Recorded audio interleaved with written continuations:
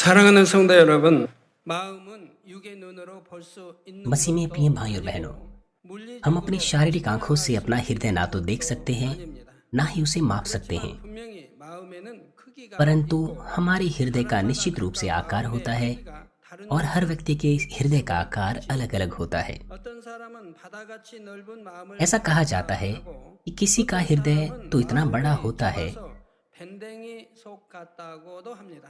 जो बहुत विशाल 태어날 होता 때 है, लेकिन 어떤 कुछों का 마음을 갖고 मन या हृदय 태어났으며 बहुत संकरा होता है। 자라면서 어떻게 만들어 왔는지에 따라 हम किस प्रकार के 마음의 हृदय के 크기가 साथ पैदा हुए हैं, 달라지는 किस 것입니다. प्रकार से अपने 그런데 우리가 하나님 पालन पोषण के 안에서 दौरान हमने 마음을 उसे निर्मित किया है, 진리로 इसी के आधार पर 영으로 हमारे हृदय 변화시켜 का 나가는 आकार 만큼 निर्भर करता है। 마음의 크기는 무한대로 जब हम सत्य से 넓어질 अपने 수가 आप को भर 있습니다. देते हैं तो असीमित रूप से 지혜도, हमारे हृदय का 지식도, आकार बढ़ सकता है। 사랑도, 권세도 हमारा ज्ञान, बुद्धि, 무한하게 प्रेम और 넓어질 수 अधिकार 있는 것이지요. असीमित रूप से 이렇게 विशाल हो 넓은 सकते हैं। 만큼 많은 हम 사람을 दूसरे लोगों को 포용할 उसी 수 सीमा 있으며 तक अपने हृदय में रख सकते 교회에서는 हैं 물론 가정과 जिस सीमा तक 일터, हमारा हृदय विशाल 사업도 होता है, 어디를 और इसके 가도 द्वारा न केवल 많은 चर्च में 열매를 बल्कि 낼 परिवार, 수가 कार्यशालाओं 있습니다. और व्यापारों में बहुतायत के 이제 फल उत्पन्न 오늘은 होते हैं। 이렇게 큰 마음, 즉 इसलिए 영의 आज 마음을 हम 이루기 위해 हृदय के 마음의 तत्वों के बारे में 구성 सीखेंगे 요소를 배울 ताकि हम 차례입니다. विशाल हृदय बना 우리는 सकें, 마음 अर्थात 안에 आत्मा 어떤 का 진리가 हृदय। 있는지를 알아서 ऐसा इसीलिए है 이 क्योंकि 진리를 हमारे पास 베어버리고 संपूर्ण आत्मिक हृदय 진리로 केवल तभी हो सकता है जब हम अपने हृदय में 오직 असत्य को 하나님의 एहसास 영의 करेंगे 마음이 और 우리 उस 속에 असत्य को 있기 दूर करेंगे और 때문입니다. इसके बजाय सत्य से भर देंगे।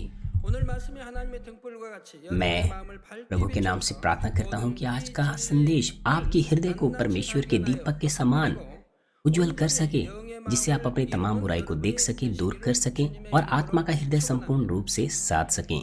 사랑하는 성도 여러분, 원래 아담의 मसीह में प्रिय 마음에는 भाई और बहनों, 진리의 지식들만 आदम 채워져 के हृदय में 진리의 केवल 마음이었는데 सत्य का ज्ञान था 아담이 और वह 범죄하여 सत्य का 영이 हृदय था, 죽게 되자 परंतु 원래 पाप 있던 करने के 진리의 बाद 지식들은 उसका 점점 आत्मा मर गया 사라지고 और सत्य का मूल ज्ञान 비진리로 आदम के 채워졌다 हृदय 하지요. से बाहर निकलने 그러나 लग गया और उसकी 완전히 जगह पर 비진리 असत्य का ज्ञान आ 마음으로 गया। 된 것은 मगर 아니고 진리의 हृदय 마음도 पूरी तरह से 일부러 असत्य का हृदय नहीं बन गया था, 남아있습니다. अभी भी किसी न किसी सीमा 그러나 तक 진리의 सत्य का 마음이 हृदय 남아있기 उसमें था। 때문에 사람들이 लोगों के 선한 पास 것을 क्योंकि यह 선하고 सत्य का 생각하고 हृदय होता है, इसलिए वो 선을 भली चीज को 추구하려 भला कहते हैं 하는 और 것이지요. किसी न किसी सीमा तक भलाई 그래서 की खोज 사람의 करते 마음 हैं। 안에는 आप 진리의 महसूस करते 마음과 हैं कि आपके पास 비진리의 सत्य का और 마음이 असत्य का हृदय 공존하는 है 것을 कि 알 नहीं? 수가 있습니다.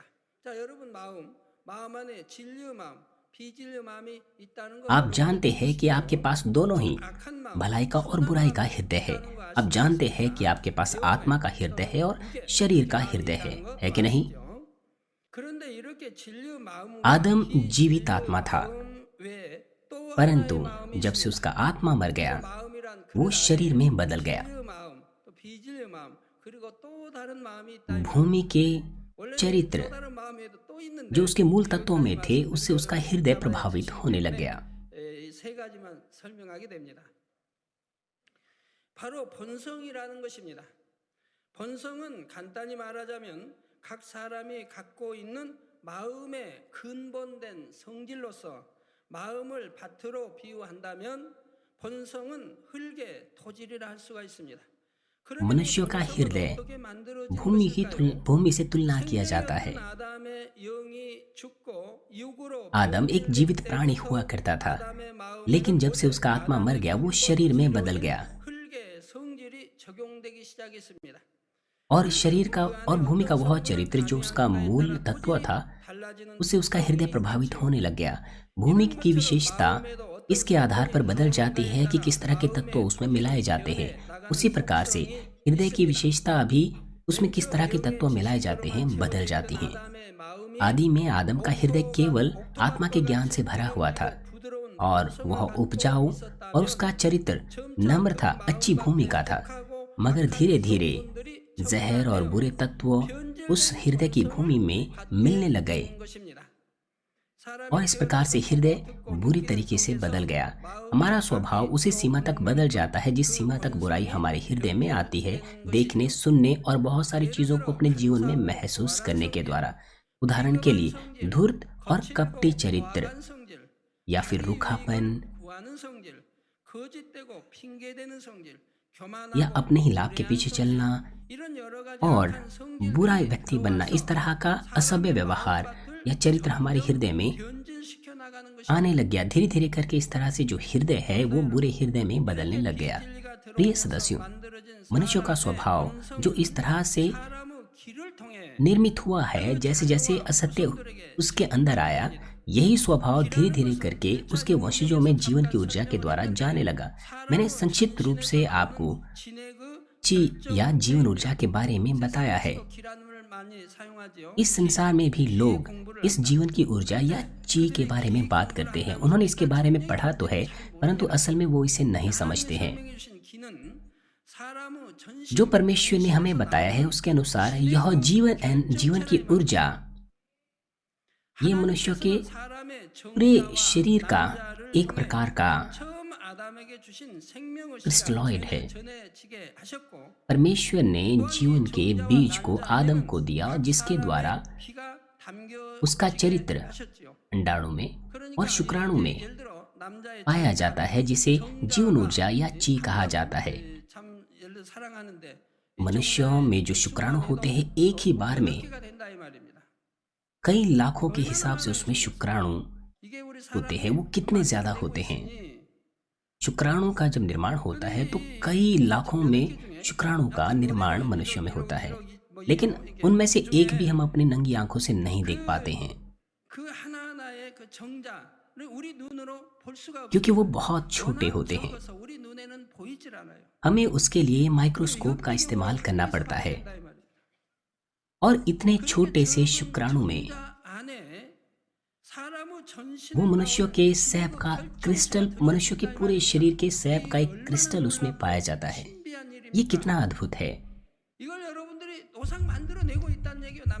आप निरंतर उसको निर्मित करते रहते हैं।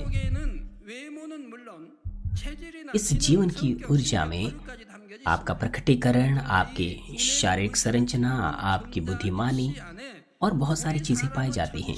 इतने छोटे से शुक्राणु में पूरे शरीर के रस का क्रिस्टल पाया जाता है। जब आप पैदा होते हैं, आप अपने माता पिता के जैसे दिखने लग जाते हैं। किसी न किसी सीमा तक आप उनके जैसे दिखते हैं। जो भी है, आप अपने माता पिता के जैसे दिखते हैं। कुछ लोग कहते हैं कि उनके बच्चे उनके जैसे नहीं दिखते हैं और माता पिता को चिंता होती है। लेकिन जो भी है, जो बच्चे हैं वो अपने माता पिता के जैसे दिखते हैं। सिर्फ बाहरी प्रकटीकरण ही नहीं, बल्कि उनकी जो शारीरिक संरचना होती है वो भी वैसे ही होती है। अगर वो व्यक्ति बहुत कमजोर है तो उसके बच्चे भी कमजोर होते हैं। अगर माता पिता स्वस्थ है तो फिर उनके बच्चे भी स्वस्थ होते हैं।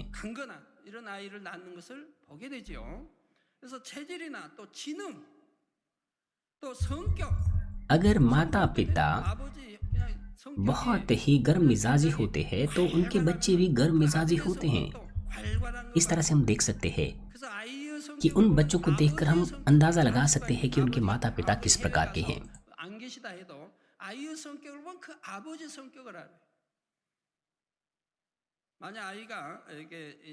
भले ही आप अपने पिता के बारे में नहीं जानते हो, या भले ही आप किसी के पिता के बारे में नहीं जानते हो, लेकिन उसकी संतान को देखकर आप अंदाजा लगा सकते हैं कि उसके पिता किस प्रकार के होंगे।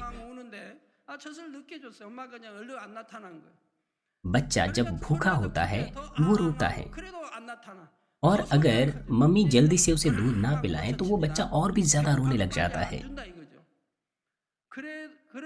फिर भी अगर उसकी मम्मी उसके पास नहीं आती तो उसकी आवाज और भी तेजी से आने लग जाती है।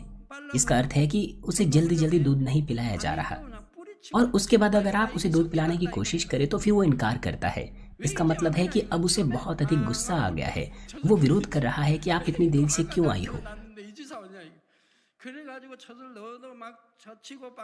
जब मैंने पहले रोना शुरू किया था तब आप क्यों नहीं आई, अब मुझे गुस्सा आ गया है। और वो बच्चा दूध नहीं पीता, यहाँ तक कि वो माँ उसे तसल्ली देने की कोशिश करती है मगर वो अच्छे से नहीं पीता। लंबे समय के बाद जब उसे तसल्ली मिल जाती है तब वो शांत होता है, फिर वो दूध पीने लगता है। इस तरह से हम देख सकते हैं कि उसके जो पिता होंगे वो बहुत गर्म मिजाज के होंगे। इस प्रकार से जो बच्चे होते हैं वो आदतों और चरित्र में भी अपने माता पिता के समान होते हैं। मान लीजिए अगर पिता कोई टूर गाइड है,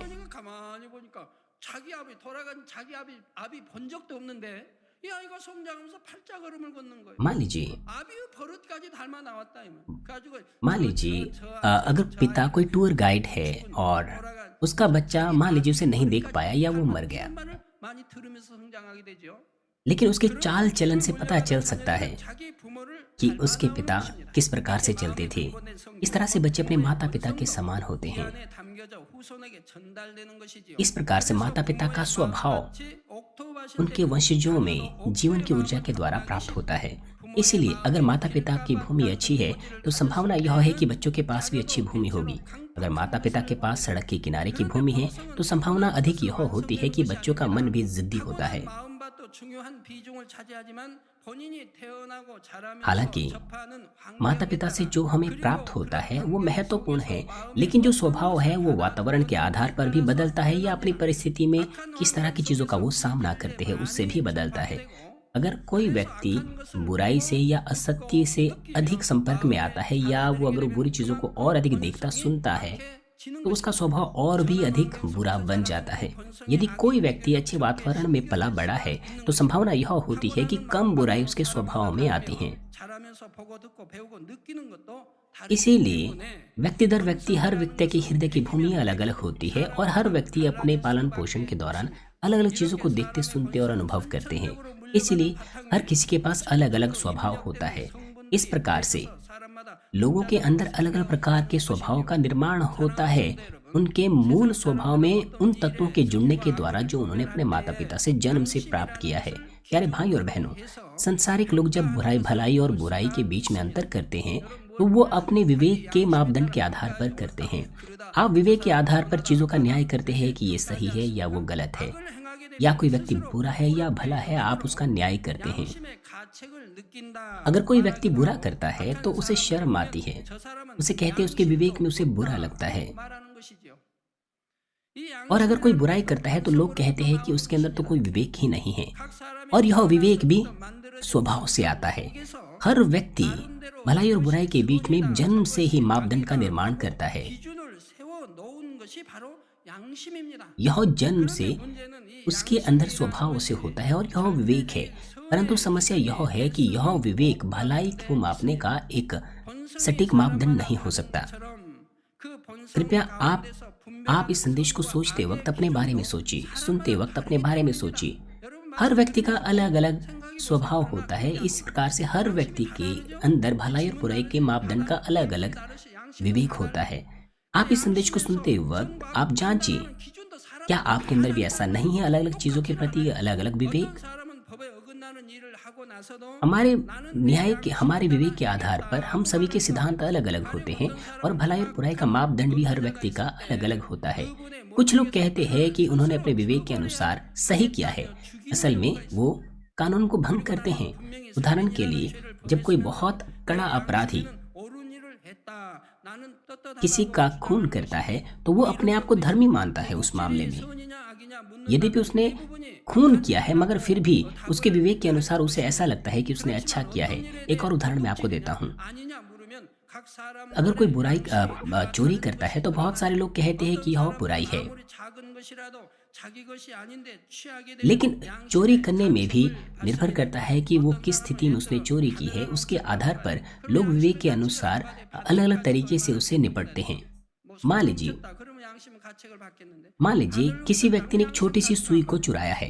हो सकता है किसी व्यक्ति को उसके बारे में कुछ भी महसूस ना हो, 찔했다고 양심의 가책을 받는다면 그런 और किसी ने गाय को चुराया है 하도 도둑질하지 않는다면 내 것이 아니면 취하지 않는다 이 말입니다. 아무리 그것이 싼 것이라 할지라도 이렇게 양심의 판단 가치 वो अपने अंदर महसूस करेगा। अगर उस व्यक्ति के अंदर यह विवेक है कि उसने चोरी की है तो चाहे वो गाय हो या छोटी सी सुई हो, वो महसूस करेगा कि उसने चोरी की है। इस प्रकार से हर व्यक्ति के अंदर न्याय का अलग अलग मापदंड होता है। 사용했거나 적은 돈을 빌려 쓰고 लोग 갚지 정도는 대수롭지 않게 여기지요. 어떤 사람 इस बात को गंभीरता से नहीं लेते। अगर उन्होंने किसी से कुछ चीज मांगी है और उसे वापस नहीं लौटाते, उन्हें लगता है कि यह चोरी नहीं या बुराई नहीं है। कुछ लोग 그러면은 내가 이렇게 किसी बात पर जब सहमत होते हैं तो वो चीज़ों को दूसरों से ले लेते हैं, लेकिन जब उनके व्यापार में कोई समस्या होती है तो वो वापस नहीं लौटा पाते। और जब उनका व्यापार अच्छे से नहीं चल पाता तो वो कहते हैं कि वो उसे वापस नहीं लौटा पाते हैं। 갚는 लेकिन आपको ये पता होना चाहिए, 양심적인 줄 따르라고 그래요. 원금을 갚는 것도 다행이라고 생각하라고 되려 큰 소리 치는 사람이 있다 이 말이에요. कि ये कितनी अधिक बुराई होती है।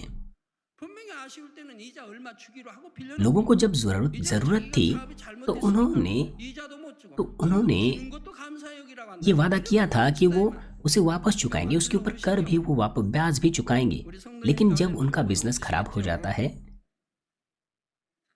तो वो अपने वादे को नहीं निभा पाते हैं। मुझे आशा है कि कोई भी सदस्य इस तरह का काम ना करें। 네, 적은 돈을 빌려 쓰고 갚지 않은 건 정도는 लोग इस बात को गंभीरता से नहीं मानते 정도는 도둑 कि उन्होंने तो थोड़ा सा पैसा लिया है, वो उसे वापस नहीं लौटाते। कभी कभार कुछ लोग कहते हैं कि मेरी अनुमति के बगैर आपने मेरी चीज क्यों छुई, या फिर मेरा पैसा वापस लौटाइए। 빌려준 것을 갚으라 하면 और 오히려 그렇게 लोग कहते हैं 것을 कि 가지고 वो तो इतने संकीर्ण मन का व्यक्ति है, इतनी सी छोटी सी चीज को भी वो क्यों गंभीरता से लेता है। 또 세대와 지역에 따라서도 और साथ ही 양심의 기준이 아주 많이 달라집니다. पीढ़ी और क्षेत्र के आधार पर भी मापदंड अलग अलग होते हैं। उदाहरण के लिए हर व्यक्ति सोचता है कि उन्हें अपने माता पिता का आदर करना चाहिए, लेकिन हर व्यक्ति के द्वारा आदर अलग अलग तरह से दिखाया जाता है। लंबे समय पहले जब मैं गांव में माता पिता से मिलने जाता था सियोल से, उस वक्त अगर मैं अपने बड़े भाई या बड़ी बहन से भी मिलता था तो मैं तब तक उन्हें नमस्कार नहीं करता था जब तक कि मैं माता पिता से पहले न कर लूं, क्योंकि मैंने सीखा था कि पहले मुझे अपने माता पिता को उन्हें उनके सामने झुककर मुझे सबसे पहले उनका अभिनंदन करना है। जब मैं ऐसा करता था तब मेरे विवेक में मुझे सहमति मिलती थी या तसल्ली मिलती थी।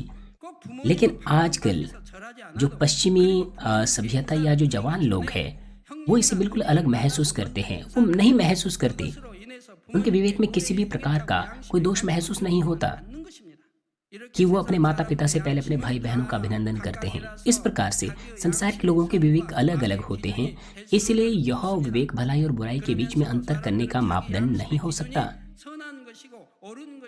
तो फिर वो कौन सा मापदंड है जो भलाई और बुराई के बीच में सटीक रूप से अंतर कर सके?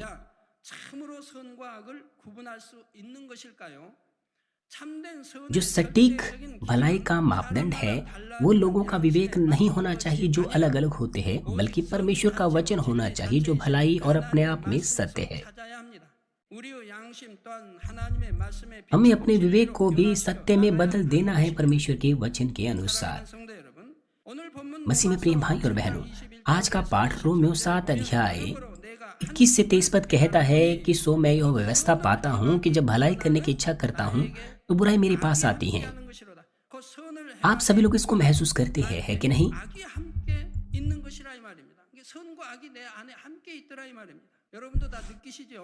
आपके पास बुरा हृदय भी है और उसी वक्त भला हृदय भी है, क्योंकि मैं भीतरी मनुष्यत्व से तो परमेश्वर की व्यवस्था से प्रसन्न रहता हूँ, परंतु मुझे अपने अंगों में दूसरे प्रकार की व्यवस्था दिखाई पड़ती हैं जो मेरी बुद्धि की व्यवस्था से लड़ती हैं और मुझे पाप की व्यवस्था के बंधन में डालती हैं जो मेरे अंगों में है। इसीलिए पौलुस कहता है कि मैं कैसा अभागा मनुष्य हूँ। इसीलिए बुरे और भले हृदय को छोड़कर भीतरी मनुष्यत्व का भीतरी मनुष्यों में एक और ही प्रकार का हृदय पाया जाता है। इसलिए भीतरी मनुष्यत्व में तो वो परमेश्वर से प्रसन्न होता है, उसकी व्यवस्था से प्रसन्न होता है, लेकिन उसके जो अन्य सदस्य है अर्थात आपका शरीर जो आपके पापी स्वभाव में जुड़ा हुआ है, जिसे हम शरीर कहते हैं, ये पाप में स्वभाव है जो शरीर से मिला होता है। इसलिए हमारे अंगों में एक और ही व्यवस्था होती है। इस पाठ में हम देख सकते हैं उन तमाम चीजों को जो हमने पढ़ा है। 23 पदों में लिखा है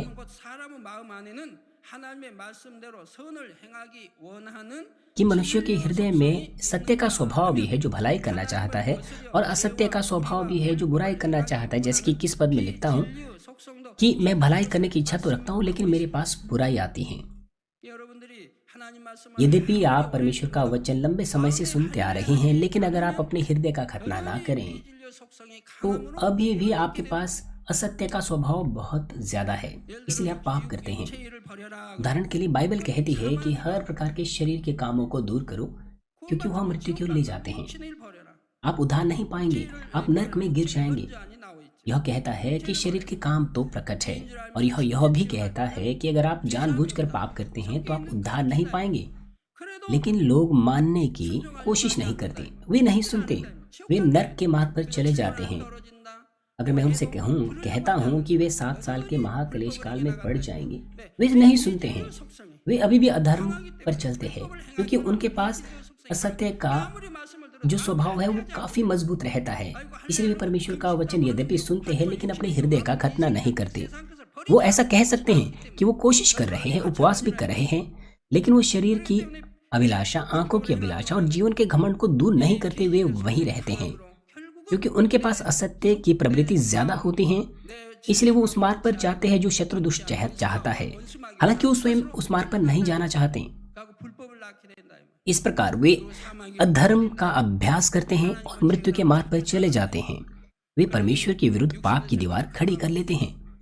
इसीलिए उनके पास शारीरिक विचार काफी कड़े होते हैं।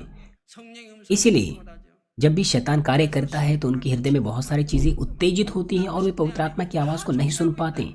ईर्ष्या, बैर, जलन, बहुत सी अन्य चीजें उनके हृदय में होती हैं। यद्यपि वे पास्टर्स है, एल्डर्स है, परमेश्वर के कार्य करता है, उनके ऊपर भी यही लागू होता है। वो इसलिए क्योंकि वे परमेश्वर के वचन का पालन नहीं करते, ना ही संसारिक चीजों को दूर करने की कोशिश करते हैं।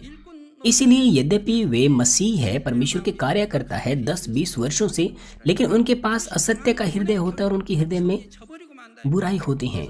क्योंकि बुराई इतनी कड़ी होती है, इसीलिए भलाई हार जाती है। इसीलिए वो अधर्म का काम करते हैं और परिणाम स्वरूप नरक की ओर चले जाते हैं। अर्थात हम अपने हृदय को सत्य और असत्य के हृदय में विभाजित कर सकते हैं। 22 और 23 पद में यहाँ पर मनुष्यों का हृदय 3 अलग अलग भाग में वर्गीकृत किया गया है। सबसे पहले, मैं परमेश्वर की व्यवस्था पर प्रसन्न होता हूँ, क्योंकि मैं भीतरी मनुष्य से तो परमेश्वर की व्यवस्था से प्रसन्न रहता हूँ। भीतरी मनुष्य तो अर्थात वो सत्य का हृदय होता है। आगे लिखा है, लेकिन मेरे अंगों में दूसरे प्रकार की व्यवस्था दिखाई पड़ती है जो मेरी बुद्धि की व्यवस्था से लड़ती है, मुझे पाप की व्यवस्था के बंधन में डालती है जो मेरे अंगों में है। यहाँ पर मेरे अंगों की व्यवस्था, मेरे मन की जो व्यवस्था है वो स्वभाव से या विवेक को दर्शाती है जो स्वयं से निर्मित होती है, और साथ ही पाप की व्यवस्था जो मेरे अंगों में है वो असत्य का हृदय है, अर्थात वो हृदय जो शत्रु, दुष्ट और शैतान आपके अंदर उत्पन्न करता है। आखिरकार यह पाठ हमें बताता है कि हम सत्य के हृदय से परमेश्वर की व्यवस्था का पालन तो करना चाहते हैं, लेकिन असत्य का हृदय हमारे विवेक पर विजय प्राप्त करता है और हम इस प्रकार से पाप और बुराई के कार्य को करने में प्रेरित होते हैं। अगर हम अपने विवेक की आवाज को अनसुना करते रहें और बार बार पाप करते रहें तो हमारा हृदय और अधिक गंदी चीजों से कलंकित हो जाएगा और इससे हमारा विवेक और भी दूषित हो जाएगा। लोग अधिक से अधिक बुरे काम करते हैं और भी अधिक दुष्ट काम करते हैं, और इस प्रकार से वो बुराई बढ़ती जाती है जैसे जैसे पीढ़ी गुजरती जाती है। प्यारे सदस्यों, आत्मिक हृदय को साधने के लिए हमें न केवल स्पष्ट रूप या प्रकट असत्य के हृदय को दूर करना है, बल्कि हमारे स्वभाव में छुपी हुई असत्य को या बुराई को भी दूर करना है। हम प्रकट असत्य के हृदय से शीघ्रता से छुटकारा पा सकते हैं, क्योंकि वो आसानी से पहचाना जा सकता है। जब हम प्रकट असत्य जैसे कि घृणा, क्रोध, ईर्ष्या, बैर, जलन, व्यभिचार, निंदा आदि इन कार्य को करते हैं तो हम देख सकते हैं कि हम बुराई कर रहे हैं और उसे हम अपने हृदय से दूर कर सकते हैं। लेकिन हमारे स्वभाव में जो असत्य होता है वो छिपा रहता है, इसलिए उसका पता लगाना आसान नहीं होता, क्योंकि हम अपने विवेक के अनुसार कार्य करते हैं। इसलिए केवल अपने आप को ही हम धर्मी और अच्छा मानने लगते हैं। मान लीजिए कि मान लीजिए किसी गिलास में कोई पदार्थ है, अगर आप उस पानी को वैसे ही छोड़ देंगे तो वह पदार्थ उसकी सतह पर चला जाएगा और पानी ऊपर से साफ दिखाई देगा, लेकिन इसका मतलब यह नहीं क्योंकि हम उस अशुद्धता को नहीं देख पा रहे तो पानी साफ है। उसी प्रकार से हमारे स्वभाव का असत्य जब हमें नहीं दिख रहा, जो छुपा हुआ है, इसका मतलब यह नहीं कि हम साफ है। तो फिर कैसे हम अपने स्वभाव के असत्य का पता लगाएं? जिस प्रकार से पानी को हिलाने से अशुद्धता ऊपर आ जाती है, उसी प्रकार अपने स्वभाव के असत्य को हम आजमाइशों के द्वारा पता लगा सकते हैं। कुछ लोग सोचते हैं कि उन्होंने पूरी तरह से गुस्से को दूर कर दिया है, लेकिन गंभीर आजमाइशों के दौरान उनका गुस्सा उमड़ने लग जाता है और उनके हृदय में बड़ी पीड़ा होती है।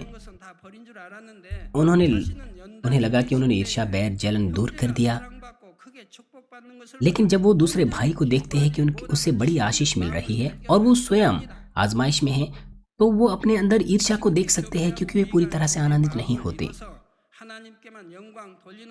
वे ऐसा सोच सकते हैं कि उनके पास अयोग्य सेवक का मन था और वो परमेश्वर को महिमा दे रहे हैं, लेकिन जब उन्हें लगता है कि उन्होंने बड़े कार्य किए लेकिन उन्होंने पहचान प्राप्त नहीं की, तो उनका जो प्रेम है या जो घमंड वो किया करते थे, वो क्षण भर के लिए उनके अंदर रहता है और फिर गायब हो जाता है। इसीलिए परमेश्वर उन लोगों के जीवन के अंदर आजमाइशें देते हैं जो बड़ा विश्वास प्राप्त करना चाहते हैं अपने हृदय में, ताकि वो अपने स्वभाव में छुपे असत्य को ढूंढ सके। उदाहरण के लिए, अय्यूब परीक्षाओं में पढ़ने से पहले उसे किसी प्रकार की बुराई नहीं मिली। वो परमेश्वर का भय मानता था, उसके पास किसी प्रकार की बुराई नहीं थी। वो अपने हृदय और अपने कामों में किसी प्रकार के पाप को नहीं करने की कोशिश करता था। वो अनाथों की, विधवाओं की मदद करता था, बहुत से भले काम करता था। लेकिन जब वो गंभीर संकट में पड़ गया तो क्या हुआ? परमेश्वर के विरुद्ध वो कुड़कुड़ाने लग गया, ये कहते हुए कि मैं धर्मी हूँ और परमेश्वर अधर्मी है जो मुझे इस तरह का कष्ट देता है। इसके अलावा जब उसके दोस्तों ने उसे सलाह दी, उसके गलत कामों को दर्शाया, तो उसके घमंड को ठेस पहुंची और उसने उन्हें दबाने की कोशिश की। और उसके दोस्तों ने भी सत्य को पहचाने बगैर उसकी निंदा की कि तूने पाप किए है, इसलिए इस तरह की चीजें तेरे साथ हुई है। अर्थात उन्होंने तो अय्यूब से भी ज्यादा बुराई की। यह सत्य है कि अय्यूब के नेक हृदय में, धर्मी हृदय में इस तरह की बुराई छुपी हुई थी, परंतु जब परमेश्वर ने अय्यूब से बात की और अय्यूब को जब अपनी बुराई के बारे में पता चला, तो तुरंत उसने उस बुराई को दूर किया। उसका हृदय पूर्ण रूप से पवित्र हृदय में बदल गया। ये महत्वपूर्ण बात है।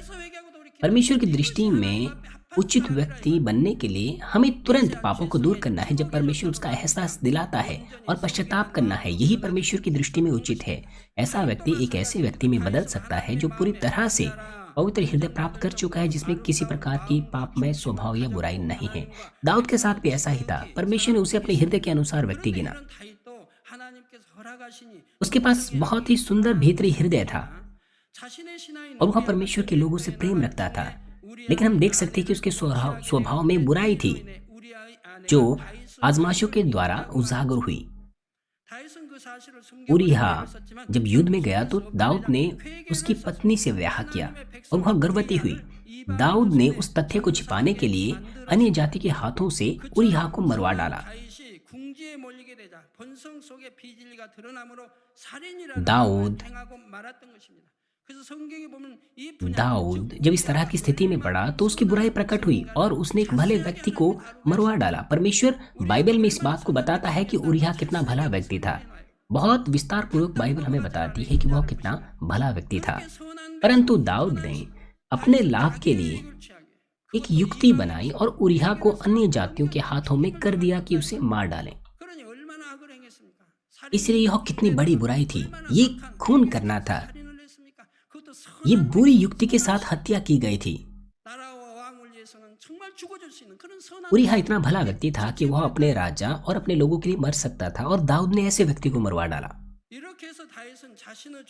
जब उसने अपने पाप को एहसास किया तो उसने तुरंत ही उससे पश्चाताप किया और उसकी वजह से जब वो आजमाइशों में भी पड़ा तो उसने बड़ी नम्रता से तमाम आजमाइशों को ले लिया।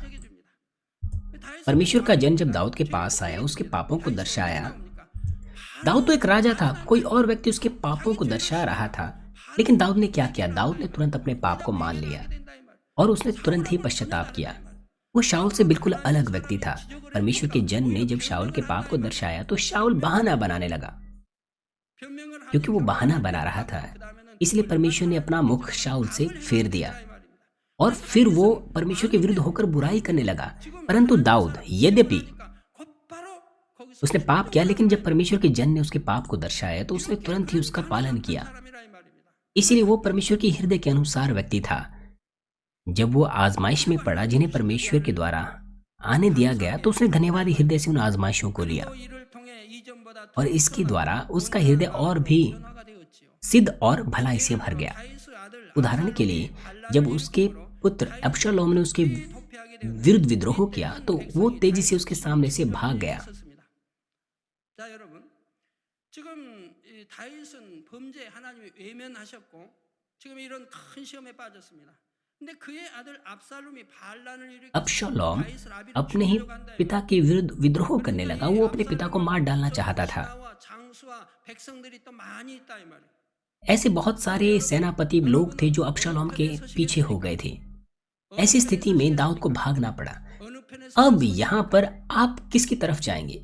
ये बाइबल में लिखा हुआ है। मान लीजिए आपको नहीं पता कि आपको किस तरफ होना है, तो फिर परमेश्वर इस तरफ है। दाऊद ने खून किया, परमेश्वर ने अपना मुख उससे फेर दिया।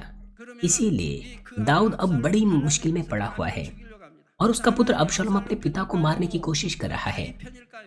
क्या परमेश्वर यहाँ अबशालोम की तरफ है या दाऊद की तरफ है? परमेश्वर ने दाऊद से अपना मुख फेर लिया था, लेकिन परमेश्वर दाऊद के साथ था, अबशालोम के साथ नहीं था। इसीलिए जो लोग अबशालोम के साथ हो गए, जो सेनापति अबशालोम के साथ हुए, वे मार डाले गए, लेकिन जो दाऊद के साथ थे वे बचाए गए। क्यों? यहाँ पर भला व्यक्ति कौन था? वो दाऊद था। अबशालोम बुरा व्यक्ति था। उसने अपने पिता के सिंहासन को लेने की कोशिश की। ये कितनी बड़ी बुराई है। अपने ही पिता को मारने की कोशिश करना कितनी अधिक बुराई है। ये स्वीकार्य नहीं है।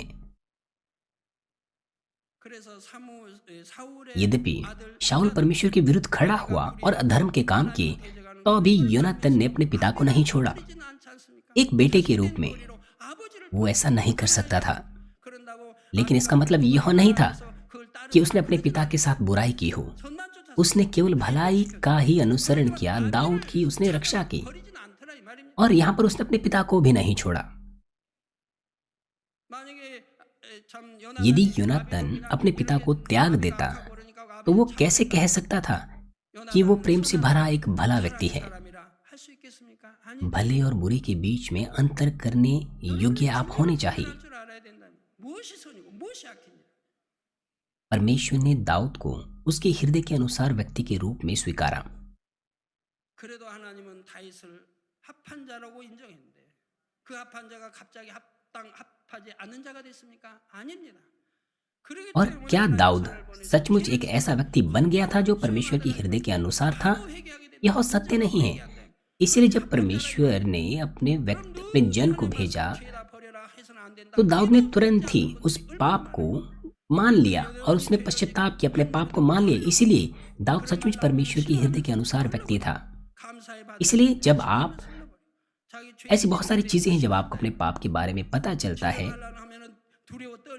तो आपको उन्हें ग्रहण करना चाहिए। जब मैं आपको कुछ बात कहता हूं तो आपको उसे सुनना चाहिए। लेकिन अगर आप उसे ग्रहण ना करें, अपने मार्ग से भटक जाएं, तो कैसे परमेश्वर कहेगा कि आप उसके हृदय के अनुसार व्यक्ति हैं?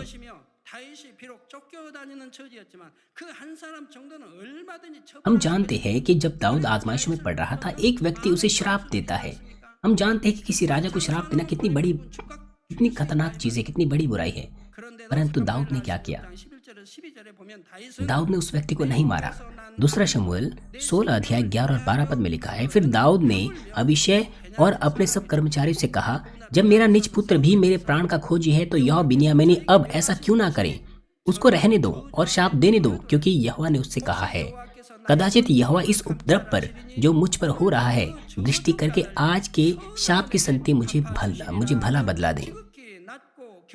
दाऊद ने केवल परमेश्वर पर दीनता से दृष्टि की। परमेश्वर उसकी शाप की संति मुझे भला बदला देगा। भले दाऊद यद्यपि उसके लोग शाप दे रहे थे उसे, 하나님은 선으로 लेकिन उसने उसे क्षमा किया। इसलिए परमेश्वर ने उसके साथ भलाई की। 갚으셨다 이 말이에요. जैसा कि दाऊद कहता है, 누가 오른밤 때리면 나도 따라 오른밤 왼밤 때리고 한 대 맞으면 두 대 때리고 그게 아니에요. 이전에 다윗이 혈기 방장할 때는 나발이라는 사람이 다윗의 은혜를 दाऊद 비난하고 멸시하는 말을 했을 때 다윗은 당장에 그를 벌하려고 했었지요. दाऊद जब जवान था, जब नाबाल ने 내가 거기서 도와달라고 해서 도와줬나요 나발이? 그냥 도와줬지 쪽에서? 그걸 बुराई की, 나발이 जब 가지고 उपहास करने की कोशिश की, 갑니까?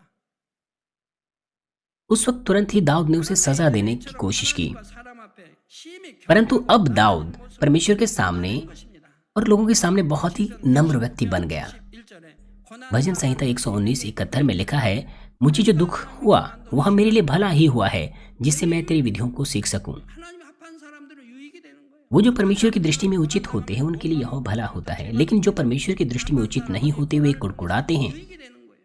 और पाप करते रहते हैं। 내가 주의 윤례를 배우게 되었나이다. कि मैं तेरी विधियों को सीख सकूं, जैसे कि कहा गया है, वे आत्मिक आशीष पाते हैं। 바로 다윗은 이 इस प्रकार के कलेशों के द्वारा वो ऐसे व्यक्ति बनते हैं जो निरंतर परमेश्वर की आज्ञाओं का पालन करते हैं। 때문에 유익이 됐다 이 말이에요. इसीलिए यह उसके लिए भला था।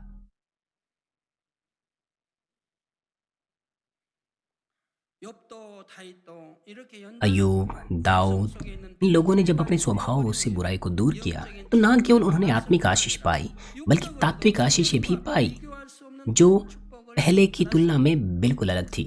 욥은 연단받기 전에도 동방에서 가장 अयूब 부유한 사람이었는데 पूरब में 연단받은 후에는 이점 आजमाइशों से पहले ही वह धनी व्यक्ति था, लेकिन आजमाइशों के बाद पहले उसके पास जितना था उससे दुगना उसे आशीष प्राप्त हुई और उसने 7 축복을 받았고 बेटे बेटियों को जन्म दिया, 7 पुत्र और 3 पुत्रियों को जन्म दिया, और उसकी पुत्रियां पूरे देश में सबसे सुंदर पुत्रियां थी। 다고 했습니다.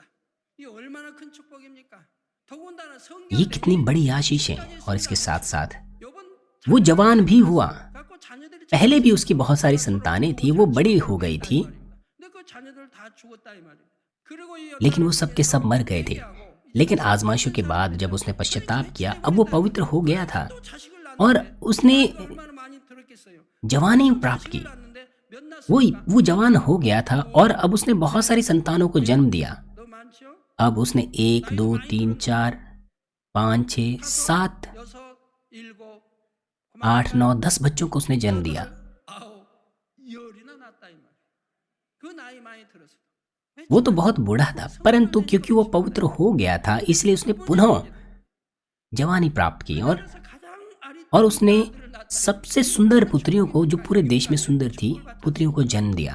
उसने आत्मिक और शारीरिक रूप से, तात्विक और आत्मिक रूप से आशीषों को प्राप्त किया। 다윗은 연단 후에 그 왕위가 और साथ ही दाऊद की आजमाइशों के बाद भी 가장 위대한 왕으로 उसने वापस अपनी 영광을 एक राजा की जो सामर्थ्य है उसे वापस प्राप्त की और उसने इज़राइल के इतिहास में सबसे अधिक आदर 고린도전서 15장 40 और एक सबसे बड़ा राजा के रूप में उसे पहचान मिली।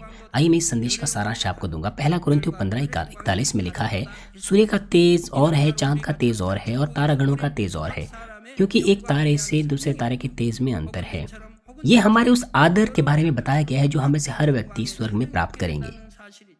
कुछों की महिमा सूरज की होगी, कुछों की चांद की, और कुछों की तारों की, और तारों की भी एक दूसरे से अलग अलग होगी। 없는가에 달려 있습니다. इससे निर्भर करता है कि हम कितना आत्मा का हृदय साधते और परमेश्वर के सदृश बनते हैं। आत्मा, प्राण और देह के इन संदेशों को सुनते वक्त 있지요. आप सूरज की उस महिमा को प्राप्त कर सकें। 마치고 다음 시간부터는 3차 영혼 आत्मा, प्राण और देह के दूसरे भाग में 들으신 말씀을 हम आज तक सुन चुके हैं और अगले सत्र से हम तीसरे भाग में जाएंगे। मुझे आशा है कि इस संदेश को आप अपने हृदय में रखें और पूर्ण रूप से आत्मिक हृदय को प्राप्त करें। मैं प्रभु के नाम से प्रार्थना करता हूं कि आप अपने आत्मा, प्राण और देह को दोष रहित रखें और ऐसे स्थान पर जाएं 주님의 कि स्वर्ग के राज्य में सूर्य के महिमा को प्राप्त कर सकें। 들으신 말씀을 생각하시면서 आइए संदेश पर सोचते हुए सभी लोग साथ मिलकर प्रार्थना करेंगे। 아버지 감사합니다. 오늘도 2차 영혼력 14번째 말씀을 통해서 비진리의 마음과 아버지 또 진리의 마음과 온영의 아버지 또 본성 속에 있는 마음을 통해서 우리 자신을 발견하게 하여 주시고 다윗의 선과 요나단의 선과 욥의 아버지 또 연단을 통해서 아버지 또 깨끗하게 정결하게 성결되는 모든 과정들을 당연히 통해서 아버지 듣게 되었습니다. 저희들도 아버지 이와 같이 더 성결된 마음이 되게 하여 주시고 더 정결한 마음으로 온전히 변화되어 갈 수 있도록 인도해 주옵소서. 우리 주 예수 그리스도 이름으로 기도하옵나이다. आमीन। 영상을 통하여 당장에 बीमारों के लिए सीनियर पास्टर की प्रार्थना ग्रहण करेंगे। अगर आप बीमार हैं अपना हाथ अपने बीमार अंगों पर रखें, और अगर आप बीमार नहीं हैं अपना हाथ अपनी छाती पर रखें। अपने हृदय की इच्छाओं के लिए इस प्रार्थना को प्राप्त करें। 할렐루야, 전능하신 हालेलुया। सर्वशक्तिमान हमारे प्रेमी पिता परमेश्वर, 시간 기도받는 모든 कृपया अपना हाथ तमाम विश्वासियों पर रखें जो इस वक्त इस प्रार्थना को ग्रहण कर रहे हैं। 인터넷과 समय और दूरी को मिटाते हुए अपना कार्य उन लोगों पर प्रकट कीजिए जो इस वक्त इस प्रार्थना को GCN और इंटरनेट पर और सैटेलाइट टीवी पर, शाखा और संघी कलिसियाओं में और परमेश्वर की संतान संसार भर में ग्रहण कर रहे हैं। 믿음을 주시고 부정적인 हृदय से विश्वास करने योग्य उन्हें विश्वास दीजिए। नकारात्मक विचार और शक दूर कीजिए 환란도 और तमाम क्लेश और आजमाइशें दूर कीजिए। 부터 발끝까지 सिर से लेकर पैर तक सभी अंदरूनी अंग, कोशिकाएं, उत्तक और तंत्रिकाएं और जो भी बीमार अंग है उन्हें पवित्र आत्मा की आग के द्वारा झुलसा दीजिए और मूल ज्योति के द्वारा। 주옵소서. 예수 그리스도 यीशु मसीह के नाम से मैं आज्ञा देता हूँ, शत्रु, दुष्ट और शैतान, तमाम बीमारियां, रोगाणु, विषाणु और निर्बलताएं दूर हो, ज्योति आ जाएं। कृपया उनके तमाम असाध्य और अंतकारी रोग पवित्र आत्मा की आग के द्वारा झुलसा दीजिए। तमाम प्रकार की महामारियां, मलेरिया सहित दूर कीजिए। सभी संक्रामक रोग जैसे कि जुकाम और बुखार दूर हो और साफ हो जाएं। सब प्रकार के रोगाणु और विषाणुओं से उन्हें सुरक्षा दीजिए। 지켜 주옵소서. 위암, 폐암, 간암, तमाम पेट, फेफड़े, जिगर, छाती, यूट्रिन और आंतों के कैंसर से उन्हें चंगा कीजिए। एड्स, लुकेमिया, दिमागी रक्तघात, उच्च रक्तचाप, धीमा रक्तचाप, मधुमेह, थायराइड की समस्याएं, हृदय, फेफड़े और स्त्री रोग और तमाम सूजन और जलन दूर हो। 깨끗게 하여 주옵소서. 소아마비, पोलियो, लकवा, गठिया और हर्निएटेड डिस्क से उन्हें चंगा कीजिए। पेट दर्द, सिर दर्द और मानसिक दर्द और तमाम दूसरे दर्द गायब हो जाएं। 간질, 자폐증, मिर्गी, स्वलिनता, उदासी, तंत्रिका रोग और दूसरी मानसिक बीमारियां उनसे दूर हो। 모든 마비, सभी प्रकार के लकवे खुल जाएं, उठें, चलें और कूदें। 눈도 잘, आंखें सामान्य देखने लगें, कान सामान्य सुनने लगें, 소경은 अंधे देखने लगे, बहरे सुनने लगे 벙어리는 और गूंगे बोलने लग जाएं। 각종 사고, 후유 तमाम प्रकार की दुर्घटना के दुष्प्रभावों से उन्हें चंगा कीजिए। उनकी टूटी हड्डियां जोड़ दीजिए। 것도 उन्हें जलन से ठीक कीजिए। 화기암 물러가라. जलन और दहन संवेदना उनसे दूर हो। 흉터나지 पिता, कोई दाग वहां न रह जाएं। 마약을 피로다 सभी प्रकार की नशे की लत से, जहर पदार्थ और उनके इस्तेमाल से साफ हो जाओ। 신경과 세포가 मृत कोशिकाओं, तंत्रिकाओं को फिर से जिला दीजिए। मृतकों को जिला दीजिए। 주시기를 उन्हें गर्भधारण की आशीष दीजिए। आप गर्भधारण की आशीष प्राप्त करने पाएं। यीशु मसीह के नाम से मैं आज्ञा देता हूँ, शत्रु, दुष्ट और शैतान, हवाओं के सामर्थ के शासक, स्वर्गीय स्थानों की बुराई की सेनाएं और उनके दास उनसे दूर हो। बुरी, अशुद्ध, झूठी, धोखे की और अलग करने वाली आत्माएं और तमाम अंधकार के बल दूर हो।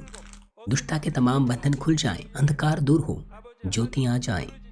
पिता परमेश्वर, उन्हें ताकत दीजिए कि वे प्रार्थनाओं में पुकारें, पापों को दूर करें और पवित्र हो जाएं।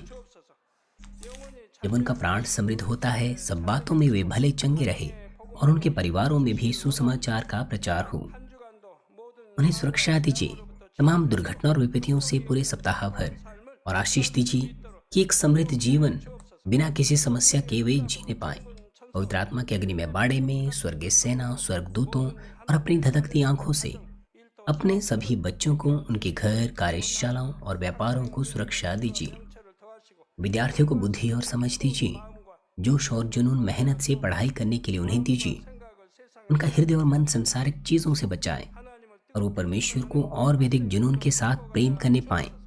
하나님의 자녀 चाहे आपके बच्चे खाएं, पिएं या जो कुछ भी करें, इन सब में वो अपना जीवन पिता परमेश्वर आपको महिमा देते हुए जीने पाए। 나는 하나님 वो जीवित परमेश्वर की गवाही ये कहकर देने पाए कि मैं परमेश्वर से मिला हूँ, मैंने परमेश्वर का अनुभव किया है, उससे उत्तर और आशीषें प्राप्त किए हैं। 감사합니다. पिता परमेश्वर आपका धन्यवाद। सारी महिमा केवल आपको मिले। हमारे प्रभु यीशु मसीह के नाम से मैं प्रार्थना करता हूँ, आमीन।